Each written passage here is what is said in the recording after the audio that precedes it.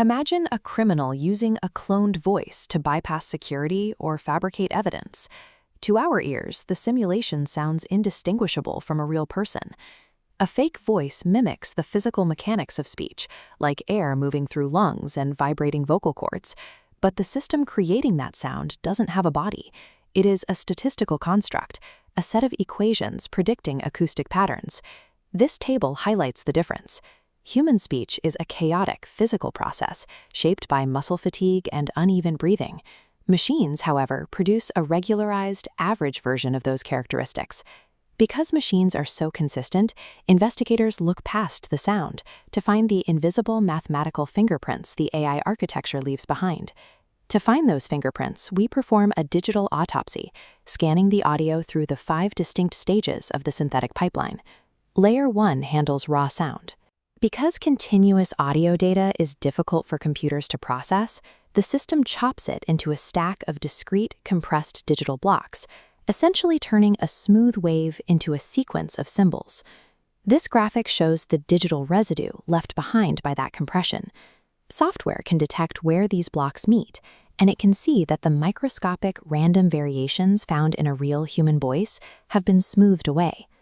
In Layer 2, an AI model mathematically guesses the sequence of these acoustic building blocks to create a sentence that sounds natural. This waveform comparison shows where that guessing process fails. While a human speaker has natural instabilities in their breath, the AI output is too stable. It's so clean that it becomes statistically unlikely for a biological being. In Layer 3, the system tries to place that voice into a believable space, mathematically carving a realistic environment out of random noise. On the right side of this spectrogram, look at the red box. Real-world rooms have complex background noise, like the hum of an air conditioner. The AI creates a sterile void, a region of silence that is far more uniform than any actual room. These first 3 layers remove the essential chaos of human biology, replacing it with a rigid, mathematical perfection. Layer 4 involves a mechanical process that separates the words being spoken from the vocal identity of the speaker. This graph shows a rhythmic mismatch. When the AI injects a new vocal identity, the timing of the pitch and emotion often fights against the actual structure of the words, creating measurable sync errors. Finally, in Layer 5, a neural vocoder takes these data representations and reconstructs them back into a sound wave we can hear. Look at the red peaks on this spectral graph. Rebuilding a waveform from digital symbols leaves behind spectral echoes, high-frequency mathematical scars that occur when the reconstruction doesn't perfectly match the original human pattern.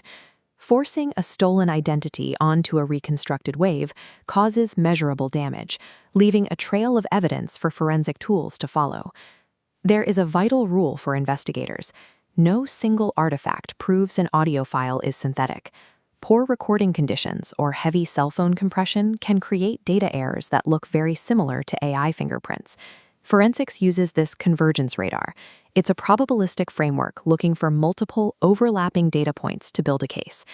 If investigators find a sterile void, uncanny smoothness, and spectral echoes occurring simultaneously, the probability of synthetic origin increases significantly. AI audio is a remarkable simulation, but remains a statistical construct. By mapping the mathematical fingerprints of its architecture, we can see through the illusion.